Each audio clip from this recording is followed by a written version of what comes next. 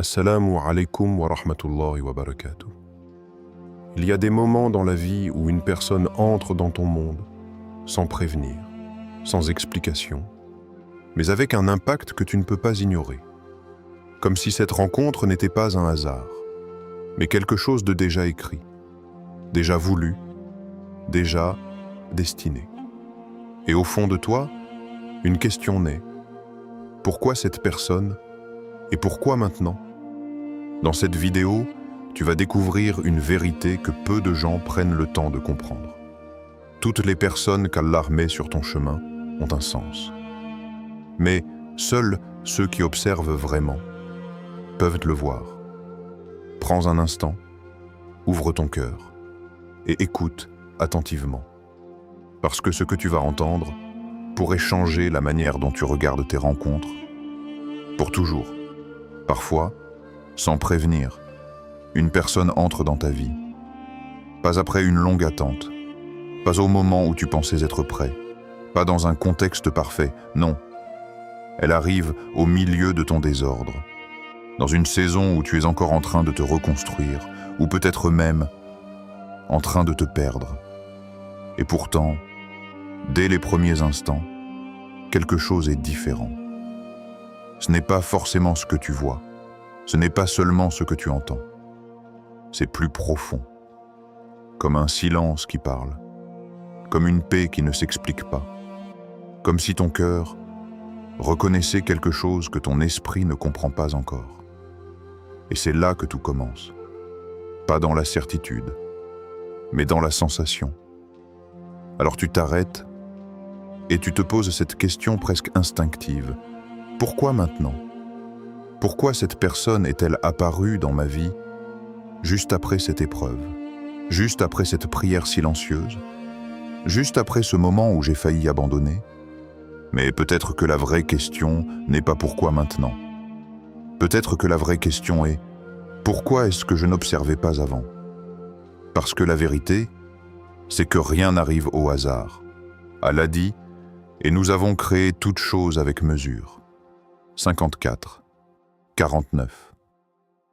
Mesure dans le temps, mesure dans les rencontres, mesure dans les émotions que tu ressens, même celles que tu ne comprends pas.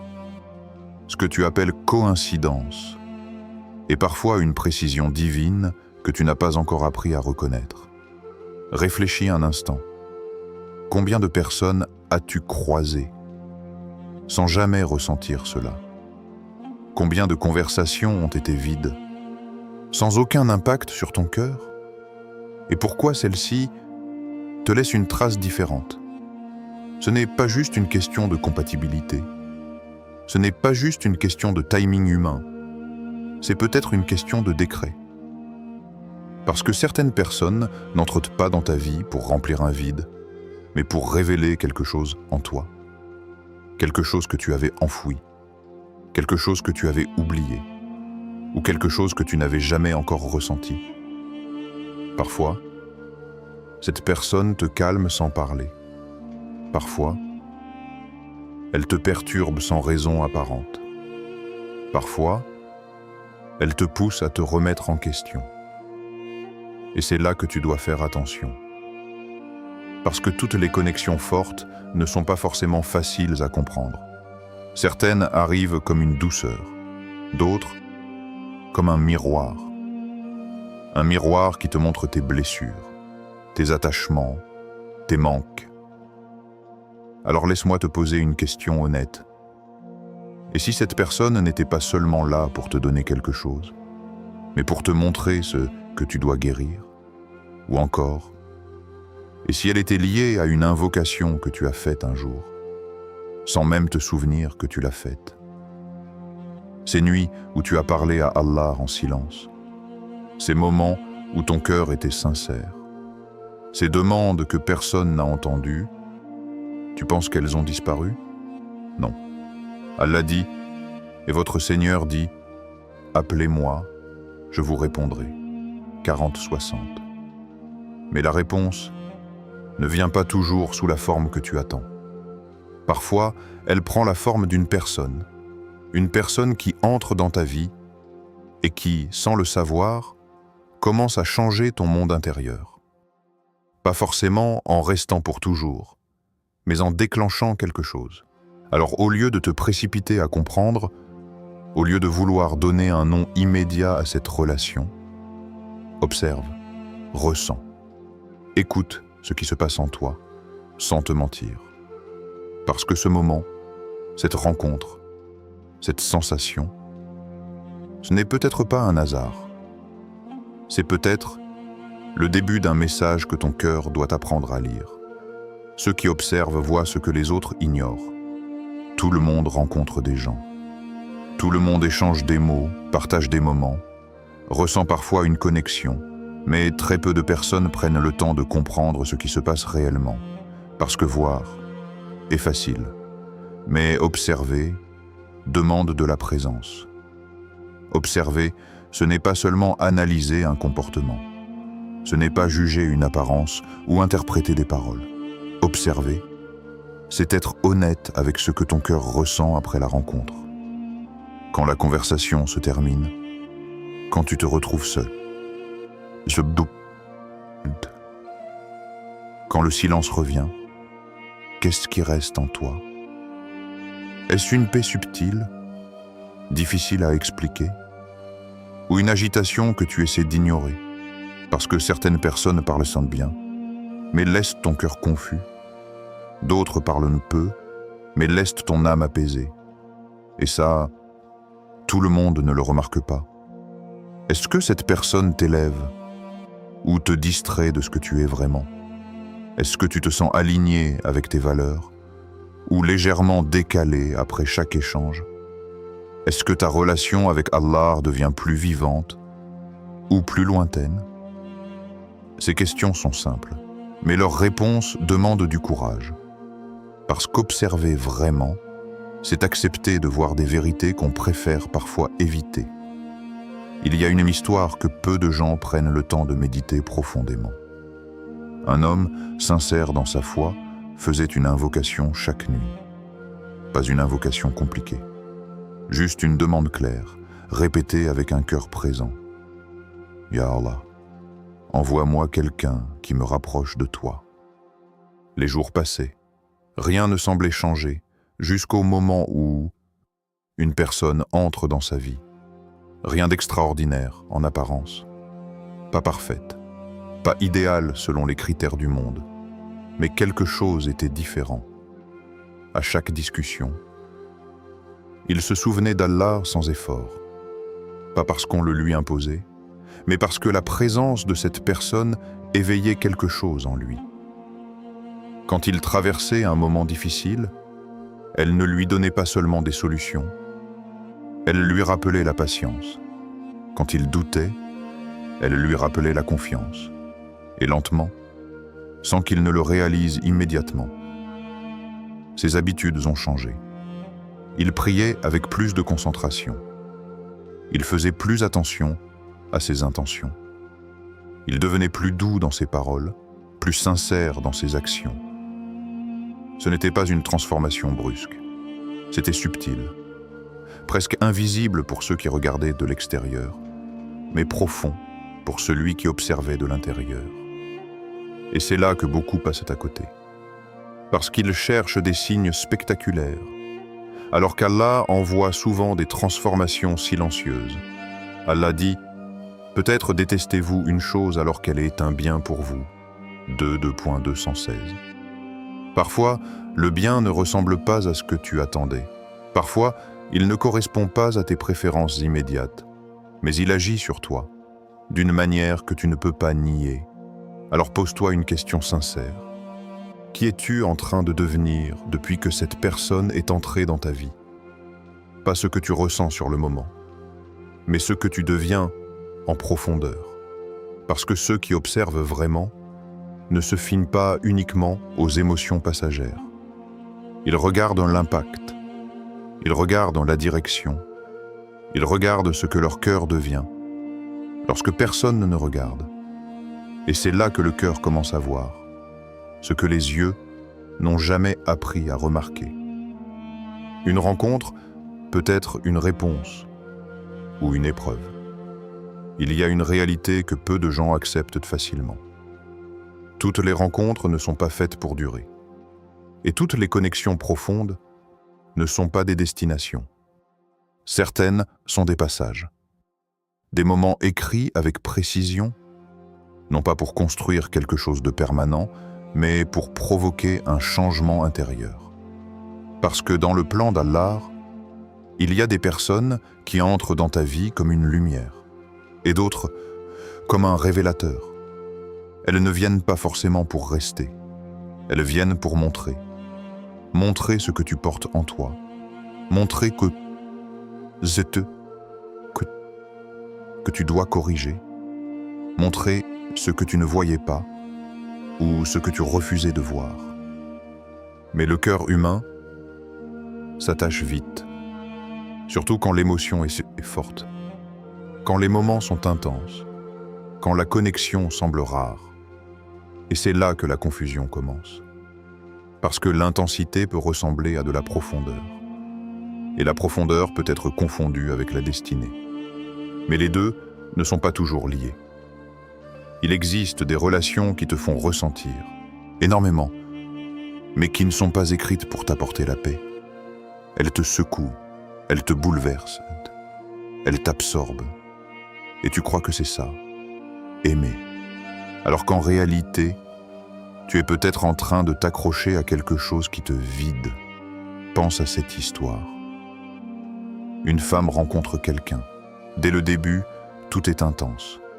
Les discussions sont profondes. Les émotions sont fortes. Elle ressent quelque chose qu'elle n'a jamais ressenti auparavant. Et très vite, elle se convainc, c'est lui. Pas parce qu'elle a observé, mais parce qu'elle a ressenti. Au début, tout semble beau. Puis, lentement, quelque chose change. Les échanges deviennent irréguliers, les paroles deviennent floues, les promesses deviennent incertaines. Son cœur commence à se fatiguer, mais elle s'accroche encore. Elle prie. Pas pour comprendre, mais pour que ça fonctionne. Elle pleure. Pas parce qu'elle a trouvé la paix, mais parce qu'elle a peur de perdre ce qu'elle ressent. Et plus elle insiste, plus elle s'éloigne de ce qu'elle était avant. Ses prières deviennent distraites, son cœur devient lourd, sa tranquillité disparaît. Mais elle continue de croire que c'est une épreuve à supporter, alors que c'est peut-être un signe à comprendre. Puis un jour, tout s'arrête, sans explication parfaite, sans conclusion claire, juste le silence. Et ce silence est sciant et violent, parce qu'il la confronte à une réalité qu'elle refusait d'accepter. Elle ne souffre pas parce qu'elle a perdu la bonne personne. Elle souffre parce qu'elle s'était attachée à une illusion. Avec le temps, quelque chose change. Pas autour d'elle, en elle. Elle commence à respirer différemment. Elle retrouve des moments de calme. Elle revient doucement vers Allah, sans distraction. Et c'est là que la compréhension arrive. Pas immédiatement, mais profondément. Cette personne ne l'avait pas rapprochée de sa paix. Elle l'avait éloignée. Pas forcément par mauvaise intention, mais par incompatibilité avec ce dont son âme avait réellement besoin. Allah dit, Allah sait, tandis que vous ne savez pas. 2, 216. Et parfois, ce que tu ne sais pas, c'est que ce que tu veux garder est exactement ce que tu dois laisser partir. Alors sois honnête avec toi-même, pas avec tes émotions du moment, mais avec l'état réel de ton cœur. Est-ce que cette relation te stabilise ou te consume? Est-ce qu'elle t'aide à te rapprocher d'Allah ou t'occupe au point de l'oublier? Est-ce que tu es en paix ou simplement attaché? Parce que tout ce qui est fort n'est pas forcément bon pour toi. Et tout ce qui te fait vibrer ne mérite pas forcément que tu t'y accroches. Les signes sont subtils, mais puissants. Tout le monde cherche des signes, des preuves claires, des réponses visibles, quelque chose de concret pour dire Oui, c'est ça. Mais la réalité est différente. Les signes d'Allah ne sont pas toujours spectaculaires. Ils ne viennent pas forcément avec du bruit ou de l'évidence. Souvent, ils viennent dans le calme, dans ces moments où personne ne regarde, dans ces sensations que tu n'expliques pas mais que tu ressens profondément, parce que les signes les plus puissants ne s'imposent pas à toi. Ils se révèlent à celui qui est attentif. Parfois, c'est une tranquillité soudaine. Tu es avec cette personne et sans effort, ton cœur se relâche. Tu n'as pas besoin de jouer un rôle. Tu n'as pas besoin de prouver quoi que ce soit. Tu es juste toi. Et ça suffit. D'autres fois, le signe est différent. Tu ressens une connexion forte. Les émotions sont là. L'attirance est présente. Mais au fond de toi, quelque chose est instable, comme une légère tension, une inquiétude que tu ne peux pas ignorer complètement. Et pourtant, tu essaies de la faire taire, parce que tu veux que ça fonctionne. Mais laisse-moi te poser une question sincère. Pourquoi ton cœur serait-il en paix dans quelque chose qui est bon pour toi, et inquiet dans quelque chose qui ne l'est pas? Le cœur sincère ne ment pas. Il peut être influencé, il peut être attaché, mais au fond, il ressent toujours la vérité. Le prophète Mohammed, que la paix et le salut d'Allah soient sur lui, nous a enseigné une sagesse profonde.